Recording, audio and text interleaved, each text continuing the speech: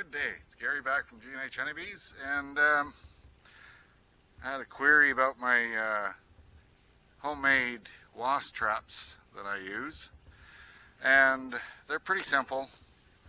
Got nothing but a plastic mayonnaise jar, and I've drilled 7/32 holes around the base. There's 8 holes there, and then in the bottom plate of the trap, I've stapled the mayonnaise jar lid to the bottom and drilled a 1-inch hole through there so that the bees or the wasp can go up through it, and then that just simply screws on there when you bait it. Now the inside, I don't know if the camera's going to pick it up, but you can see that cone in the middle.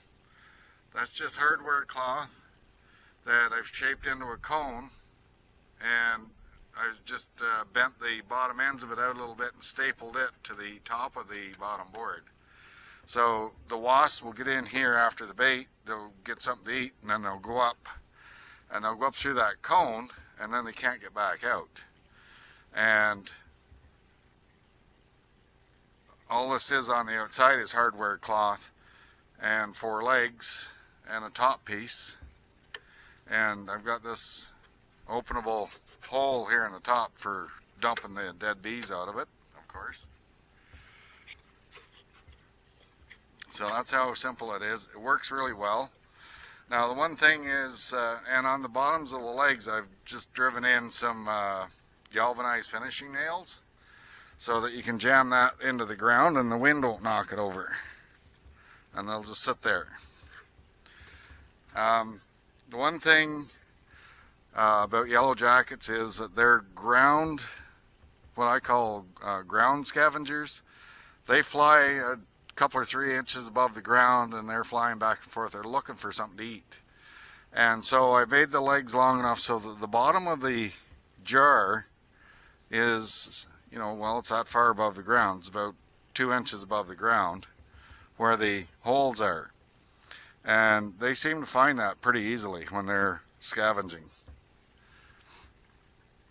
So that's it in a nutshell for my homemade wasp trap. Now there's an easier way to do this.